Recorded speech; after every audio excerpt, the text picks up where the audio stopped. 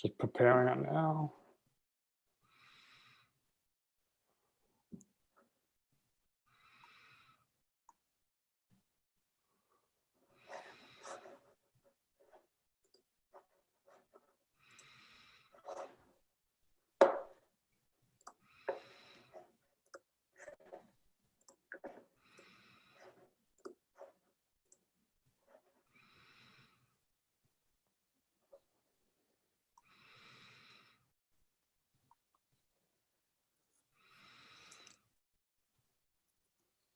Hi everyone, thanks for joining us today. We're just sorting out a few technical things and then we'll get started.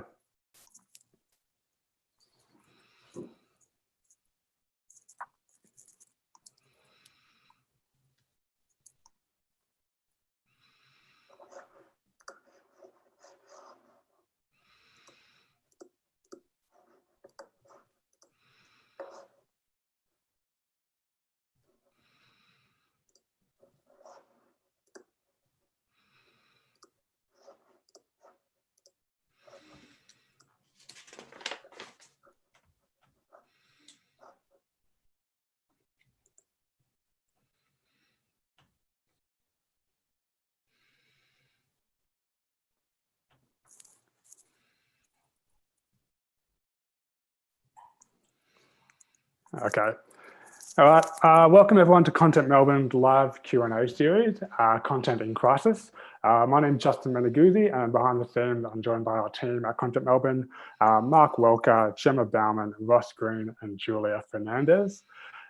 Before we get started today, I think it's particularly important for us to acknowledge the traditional owners of this nation, wherever we may be tuning in. Within Australia, I'd like to pay my respects to their elders past and present, and the Aboriginal elders of communities who may be attending this webinar. Now, if you're just joining us for the first time, you might want to know a bit more about what Content Melbourne is and what we do here. Basically, we're a community for industry and emerging content creators. We run a range of digital and in-person events, obviously before coronavirus, throughout the year, which cover everything from UX to publishing, content design, video, and podcasting. You can check out our LinkedIn page in the description below for more details, and we'll be publishing regular updates on the events we're running there. Also, a big thanks to Teen Content for sponsoring us and making sessions like this possible. Teen Content is a full-service content creation service. They're ready to help you out with everything from chatbot scripting to content strategy. You can check them out at teencontent.com.au.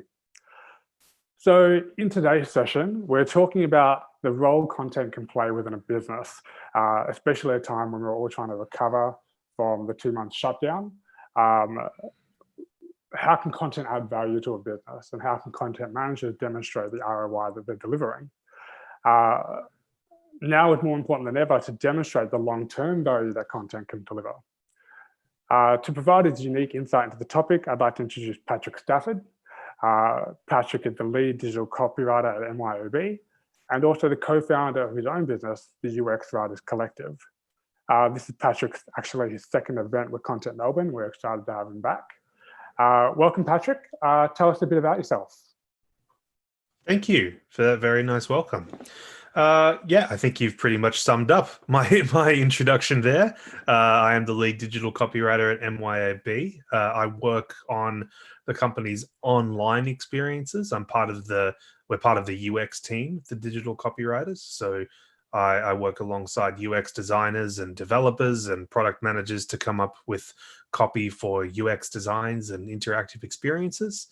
As you mentioned, I'm the co-founder of the UX Writers Collective. We're an online education business. We sell courses and training for writers at the intersection of words and technology. And in my former life, I was a journalist for a while at smartcompany.com.au before I made my way into the world of UX and UX writing. Awesome. And it's actually a pretty interesting time, having worked across a lot of different departments there at a time when no one can really be in an office. So how have you found that? It's been interesting. You know, it's funny because just before all of the coronavirus restrictions came into place, our team conducted a I guess what you would call a wellness check with regard to how we could operate online and flexibility, because some people were in on some days and some people were out other days. And so there was a degree of online functionality anyway. So we did this check to determine how mature we were as a flexible team. And we ended up scoring quite highly within our team. And so we were already quite prepared for this kind of an event, even though we didn't know it. So it's actually been pretty smooth sailing for us. I think the only difficulty has been just the aspects of, working from home while there might be children at home and, family dynamics and that sort of thing. But technically it's been good for us. Yeah, awesome. And I can completely know what you're talking about, and having to clean my own background before jumping on this call to make sure Yes. there's nothing Yeah, unexpected same in here. the background. Yeah. It's great that your team was ready to tackle the challenges of going fully digital. But do you find that being completely digital and everyone's kind of a bit more siloed in their own bedrooms or studios, that there tends to be a bit of out of sight, out of mind? How do you, I guess, kind of remind your business that you're still there and you're able to service them and help them out? Yeah, you do need to be cognizant of that. And I think there are a lot of benefits to working from home, and there are a lot of upsides. One of the downsides is exactly as you say, out of sight, out of mind. If I need to get an opinion from someone in the office, I can walk up to them and I can say, hey, what do you think of this? Whereas working from home, if they don't respond to a Slack message, or if they don't respond to an email, or a video call, an unscheduled video call, perhaps, it's very difficult to be able to catch them at the right moment. Now, of course, that happens in the office as well, so that's not a similar problem. But it's something you have to think about, in that there are problems you have in the office and there are problems you have working at home. So you definitely, I find, need to be more proactive about keeping in touch, and that's actually why I implemented in my little writer team a copy stand up. So we at the start of the day, we just check in with each other. We see how we're all going. Now, we don't do that in the office, but it's something that we did online because I wanted to make sure that we're on the same page every day. Yeah. And how do you kind of liaise with other departments in the business and give them regular updates, I imagine, or how do you work with them? Yeah. So the way we work in our particular team is sprint based. So we have a 2-week sprint, and we make sure that all the work we're doing for that sprint is measured and groomed and prepared for that 2-week period. And we have done a good amount of work leading up to now in educating the product managers and the other teams about what we do, why we're here, the service we provide them. And so if they need anything from us, they know to approach us well before they need something. They brief in a piece of work, and then it's placed into our 2-week sprint. So everyone already knows how to approach us and what we can offer them, because we've done that due diligence before. Now, that being said, one of the key ways a copy team or a content team can stay focused and integrated with the company is to make sure you're regularly meeting with those folks. So we've done the same. So we've checked in with our product managers and said, hey, what's coming up? What can we help with? What do you see down the line? Do you think that we can be integrated with? And so it's just that regular checking in. It doesn't necessarily even need to be on like a weekly or fortnightly basis. Just every month or so, just checking in and saying, "Hey, what's coming up? What's going to be on the roadmap for us?" Yeah, and you kind of using like a Slack channel to kind of keep that communication, or the Yammer. Yeah. We use a few different channels. So we use Slack as a sort of main communication tool. In our UX team, we have Mural, which is a great way to see what all of us are working on at one time. So at the beginning of the week, we go in and we put on little post-it notes, what are you working on this week? And we did that before all of the restrictions when were in force. That was one of the online tools we used. So if I want to know what a particular designer is working on, I just need to go in there and I can see, oh, they're working on this week. So that's the way we stay in touch. Yeah, and it's really important to, as you say, to kind of be maintaining that communication within and across different teams. I think one of the big challenges for businesses is that the world's slowed down domestically, internationally. A lot of businesses aren't as focused on the output as much as they necessarily would be. I know advertising budgets have certainly been slashed in a lot of businesses. So we're in a bit of a lull, we're in a downtime. So what do you think content managers or content strategists or content creators generally could be working on to make the most of the downtime? Yeah. So I think it is true that there has been a lull for a lot of people, and certainly, and maybe it's not a lull, maybe it's a shifting of priorities. So there's a, you're in the quiet before the storm, so to speak. Although I do know, just personally, that during the beginning of all of this, there was a lot of sort of rushing to get communications out the door and to inform our users about what was going on. So there was that period. But you're right, there is this period now where it's like, okay, we've got quite a bit of time on our hands. And personally, I think that a content team should take this time and start, and whether that's, sort of traditional content in terms of, writing a blog, or sort of content marketing, or content as I understand it at work within a UX framework, is to think about, okay, how can we not only bring value to the organization, but show how we can be valued during this time. And so, we've already spoken about, going to different departments and product managers and speaking with them and saying, hey, how can we serve you? What's coming up on the roadmap? How can we be integrated? But also thinking about things from a systemic point of view.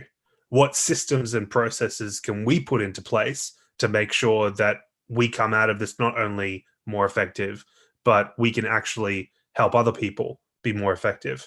How can we demonstrate value? That's the real question, because, as you mentioned, things slow down. And when things slow down, organizations start to ask, okay, who's really valuable? Like, who can we really not lose? And I think content teams should take this time to really think about how they can demonstrate that. Yeah. So you mentioned kind of like systematic things that people can tackle. Yeah. There are some examples of those low-hanging fruit that content teams could tackle. Yeah. So obviously it really depends on what your particular team does and the intricacies of your systems. But one thing, so there's a few different things. The first is, no matter what anyone can do, is just to implement some regular updates or road shows about what your team has been doing and the value that you've brought to the business. That accomplishes the first task of making people aware of who you are and what you're doing.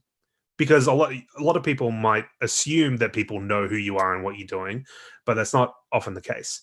So if you can just get out there, meet with stakeholders, and just show, hey, this is what we've done, this is the value we've brought, and this is what we're doing, even that on its own is great. Secondly, I think you need to look at your process and understand, how can we shave the amount of time that we're spending on particular projects? How can we move time away from low value projects and move our time and effort into high value projects? So one of the ways I'd really suggest to do that is to think about moving away from the simple nature of a style guide and introducing something more complex, like a copy system or copy architecture. And what I mean by that is a system of text and copy and material that you have at your disposal to use at any one time, that's standardized, accessible, and able to be used by anyone. Having that ready to be used at anyone's disposal can create immense value. And I'll just I'll sort of put that into a practical example, for instance. So my colleague Bobby Wood, the founder of the UX Writers Collective, when she was at Google, she created a copy architecture for Google Payments. She was the lead UX content strategist on Google Payments. And she created an architecture that's in the shape of a pyramid. And you've got the feature, And then, so Google Payments is the feature. And then under that, you have a number of different elements. So you have different ways to describe the feature. How is it described in this context, or how is the feature described in this context? What USPs does the feature have? How do we describe it? When customers ask a question along the user journey, how do we answer that? Now, having that standardized text in place means that whenever you talk about that particular feature in a piece of communication, whether that's an email, landing page, form, anything, you then have a standard way to talk about that particular feature or product.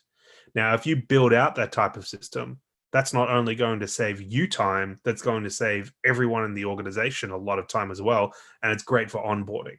So implementing that type of system is definitely something you could be doing now when you've got quite a lot of time on your hands. Yeah, and that's really great because it really empowers other departments to take that tool and run with it, and frees up your team to do something else in the meantime. 100%. And so if you have a system where, one of the fears people have about that type of system is, oh, you're just removing all the creativity. And my answer to that is actually, no, you're allowing yourself to be more creative. If you're spending your time writing about particular features and products and boilerplate text, that is not time that you could be spending on high impact projects like, say, a chatbot that serves your customers when they come to your website. Now, we talked before about providing value. What's providing more value to your organization? You writing about a particular feature for the 10th different time, or you creating a chatbot that can actually serve your customers and even provide revenue? That to me seems like the more valuable project. So I would spend the time in creating this type of system now so that you can then focus on those high impact projects, which will deliver benefits and revenue over time. Yeah, and so creating something like a language system above and beyond the style guide sounds quite complex. And I imagine a lot of businesses will have bits and pieces and a lot of documentation all over the shop, potentially. Yeah. What advice would you give to any UX or content managers who might be listening who might not know where to start with something like that? Yeah. So the first thing I would say is that you don't have to do everything at once. You can start small. So what I would say is, like, think about first of all, think about maybe a particular common feature or product that you could do a thin slice of this project of. So instead of writing about all your features and products, think about, okay, maybe let's just start with one or two. And then what I would do is think about, who do I need to talk to in the organization who will have some sort of say in this? And then let's go to them and just ask, hey, we're thinking of doing this. What do you think? Would you get any benefit out of this? What would you like to see in this type of system? And just start those conversations, because that's going to define the scope of what you're doing. And finally, if you search for, copy architecture or copy system on Google, there are a number of different resources that you can access. And in fact, I mentioned my colleague Bobby Wood. She's actually written a Medium post about this. So I can provide that link to you, and we can send it out. Yeah. But it's a great primer for how you can get started with a system like this. And so just reading that and then thinking about, okay, who should I talk to in my organization about this is a great way to get started. Yeah, and when you say system, you don't just, because like semantics and word can sometimes be confusing in the UX space, but you're talking about kind of a documentation, and you're not talking about like software or the service type of thing. You're talking about an actual That's right. documentation system. Yeah, it could be as simple as an Excel spreadsheet that you have that has all the different descriptions and boilerplate copy that you use in that spreadsheet. So I'm calling it a system. You could call it a database, you could call it a matrix, call it a depository, whatever you want to call it, just a place where you can put regularly used copy and guidelines for using that copy in one place. Yep. So that when that copy is used across the organization, it's consistent. And so if you have time to do that now, I definitely recommend it. Yeah. I guess that kind of brings along the $1 million question, sometimes literally, is how do you how do you prove the ROI of that work? Once it's been done, so you created this content architecture, presented to the business, and they said, that's fantastic. How do you kind of calculate that? Because the problem with content sometimes is it's the general catch-all. Not everyone understands what content is, or that it might be subjective. So I don't understand that. How do you attach a tangible dollar to content work? Yeah. So really two different things. So if you're talking about, say, content marketing work, which is talking about like blogs and so on, to me, determining the ROI in that work is quite straightforward. You're able to see who has come to those posts and who has gone on your site, assuming that you have sort of robust analytics set up. You're able to go and see, okay, that person read this post and then they went here and then they bought a product. So that's pretty straightforward, right? But if you're talking about content within a UX perspective, becomes a little bit harder because it's part of a broader package. So certainly I think of it in a few different ways. The first is A/B testing that is connected to a particular copy change that results in an increase in a particular product sales. So if you do an A/B test and you've changed a piece of copy and you're fairly certain that the copy is responsible for that change, and the way that you would do that is making sure that the copy is the only thing that changes in that A/B test, and then you make sure that it's statistically significant, you're then able to say, okay, this particular piece of copy made this impact, and we can extrapolate that over the life cycle to be X amount of dollars, right? So that's fairly straightforward. When it comes to something like the language system I just described, then it becomes a little bit more difficult because it's not necessarily connected to an increase in revenue. So you have to start looking at other areas. And the first area you look is, okay, what time can we save from people? So for instance, the content system I just described, one of the benefits that would have is, let's say you have a content specialist or a content author. So they're not the ones writing the content. They're the ones going into the CMS and they're putting it in the system, right? How many times would they be roadblocked by a writer who has to create a particular piece of material, whether that's a form, an email, or a landing page, whatever? If you're able to create a landing page system, a language system, those authors will be able to publish material by themselves. So they're no longer roadblocked. So now you may save them 10% of their time over a particular 1 or 2 week period in a sprint. That's easy to quantify. So now you said, okay, content authors can now save 10% of their time in doing this. We know we pay them X amount. And so that time now has a money value. Yeah. And it's the same with optimization as well. So I just mentioned with optimization, you can identify a monetary value associated with that test. But what if you were to say, okay, right now we're producing one A/B test per week, but with this language system, we might be able to produce 2, because we're no longer relying on a writer in order to do the bulk of the work. The bulk of the work's already in the language system. So then you can increase your output. So you can begin to attach metrics to these types of operations. They don't necessarily have to have a monetary value associated with them at the start. Even saying we can increase our output, we can save time, we can save our effort, that is still showing value. Yeah, and it just made me think then as well that there's also non-monetary metrics that you can use. Let's just say you do an A/B test on a form, for example, and that was a successful test that made the form easier to understand for customers. Then you might be able to measure the success of that by using a customer satisfaction score or a net promoter score system to measure customer satisfaction, which is just as valuable as a monetary ROI as well.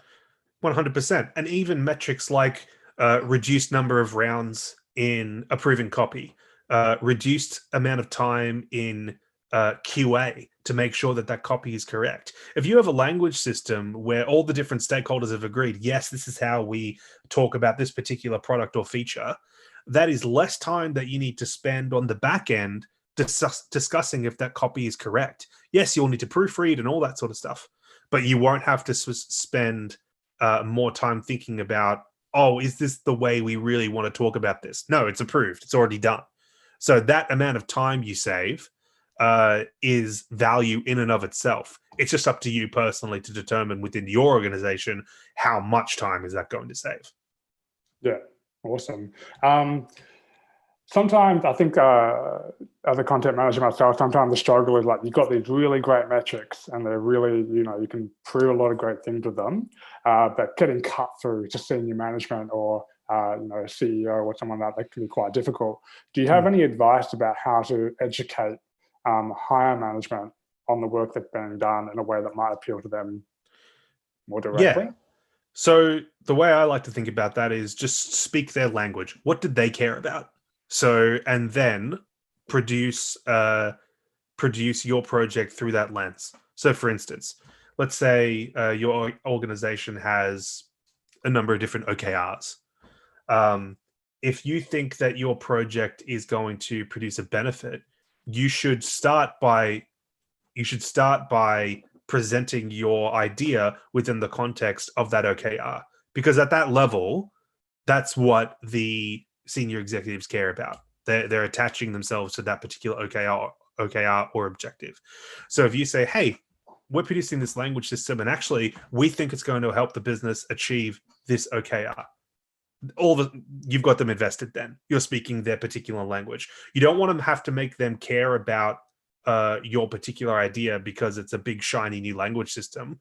What you want to frame it is as, hey, I've got this idea and this idea is going to help us achieve this objective, which helps them. So you're solving their problem. You're not trying to convince them that your idea is cool.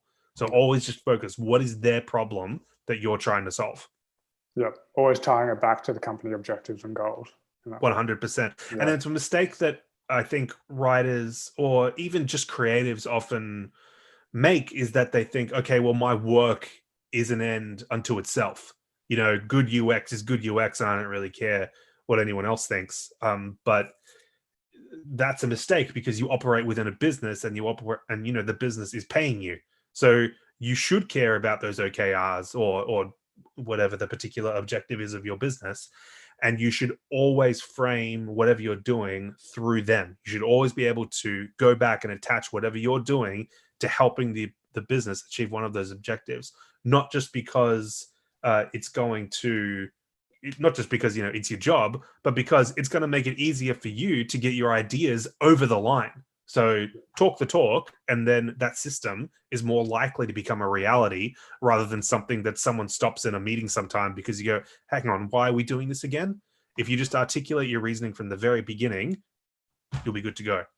Yeah, that's awesome. That's really great, actionable advice. I'm just checking. We haven't had any questions come through, and we're nearly at 1 o'clock. So I'll just let listeners know, if you've got any questions, please drop them into the comment feed, and our team will be on hand to share them through with us. Just as we start to wrap up, Patrick, just want to ask, let's just say one of our listeners really wants to know more about how they can demonstrate ROI. Are there any resources available that you could suggest to them that they could use? Yeah, 100%. So I think one of the first things so two things. One is a general piece of advice, and then two is a shameless plug. So the first piece of advice, first piece of advice is, again, to really understand, okay, what does your company care about? And then attach everything you do to those metrics. I know I've just said that, but it's really, really important, and not enough writers articulate what they're doing through those lenses. So really think about, okay, how am I achieving that objective? And how is what I'm doing attaching itself to a monetary value? You may not be able to do that all the time, but the more you can, the better. Secondly, the shameless plug. The UX Writers Collective has a course in content research and testing. And one of the big aspects of that course is determining how can you actually show the value of your content. So how we go through a bunch of different testing methods, including A/B testing. And we talk about not only, okay, how do you get data? How do you synthesize that data? But also, how do you present that data to your stakeholders? How do you show them that this is valuable data? And then how do you actually put that data into action? How do you take your insights and actually put them in? And we talk about ROI and we talk about articulating value. And so I really recommend that course. I authored it along with Bobby Wood, my co-founder. I have a coupon code that we'll be sending through. And so listen, and obviously a link. And so anyone who's listening will be able to check that out and get 20% off the course. Would really highly recommend it if you're looking for ways to articulate value and show value within your organization. All Yeah, through content and copy lens. yeah, and that's great. We'll, to everyone listening, we'll be sharing the link that Pat just talked about, and we'll also share the Medium article that I think you referred to earlier as well. So we'll share both of those through after this session. We have had one question come through, so right on the finish line, but I'll ask it now anyway. So Sandra DiFrancesco has asked, do you think that companies should be making use of more video content? I've noticed there's been an increase in video marketing in recent months. I think it really just depends on your particular marketing needs. I mean, obviously, video has a huge number of benefits. I think the question is less about should we be using video more, and to me, it's more about how can you be using video more strategically. So less about like, okay. Because one of the things I'm sort of thinking on the fly here, but one of the things I hear about video is like, oh, we tried video and it didn't work. But did you try video in a number of different methods? So did you try video in an Instagram story? Did you try video in a 40-minute YouTube video? Did you try it in a 5-minute quick Q&A? And so I'm always on the side of just experimenting with stuff. So I'd say now is a really great time because you've probably got more attention, more eyes on your company, presumably. I don't know what the business is, but I'd say like now's the time to be experimenting. So yeah, but just don't think like, oh, more video, but video in different types of ways. Yep. And in the video space, you talked about a language system. Video editors within a business could also start to develop a video language system as well. So that could be, B-roll clips that can be shared with other editors in the business to make their jobs easier to find footage. Kind of in the same way that someone needs copy, the copy is there. They don't need to then start from scratch and find the video or whatever they might 100%. But also the video producers will look at the language system and you can say to them, hey, if you're talking about a particular product or feature, make sure you refer to it this way. So they don't have to do the work in terms of writing their script. They can just be like, oh, we're going to talk about that here. We'll put that description in here. So it helps them as well. Yeah, great. And we've had another question come through from Cassie Sean. Any tips for solo content people within organizations? So in other words, those who are flying solo and don't work in a team of other content people. So their job, I guess, might be harder and that they have to educate and report at the same time. So any advice for them? Yeah, so that is harder. It's something I experienced. I was the only digital copywriter within my team at MYOB for quite a while. And so, but the process is still the same. So you still have to do the work in going to stakeholders and really demonstrating that value and showing, okay, this is what I've done, this was the result, and this is what we've got out of it. And so all of the advice remains the same. What I would say is, though, in terms of soliciting feedback, I would look out to the organization. So there are a bunch of different groups. Obviously, like meetups like this are great to meet people and get feedback about what you're doing. There are Slack channels that you can use to get feedback and say, hey, I'm thinking of doing this. What should I do? Rely on those and rely on your industry peers to give you feedback. Don't necessarily think that you just have to go it alone within the company. Because number one, that's lonely. And number two, you might be missing out on some critical feedback that you could get. So you might be missing out on a team, but you still have a wider team in the industry. So rely on them. But in terms of the advice and process for creating these types of systems, it doesn't change. It's all the same. Yeah, and I might also do a shameless plug on that comment as well for Cassie, that when our in-person Content Melbourne events start up hopefully soon, definitely come along and check it out, because they're a great way to meet other people within the industry, especially because we have themed topics like this. So if you would like to come along and network with more UX writers, and Content Melbourne's a great way to do that, and we can definitely help you out. Okay, so we've gone a bit over time, but thank you so much for your time today. No problem. Again, we'll take the links that you've mentioned, and we'll send that out to our listeners today, as well as our subscribers. And yeah, thanks for your time. Hopefully we'll No catch you worries. soon. Thank you very much. All right. Goodbye, everyone. We'll catch you next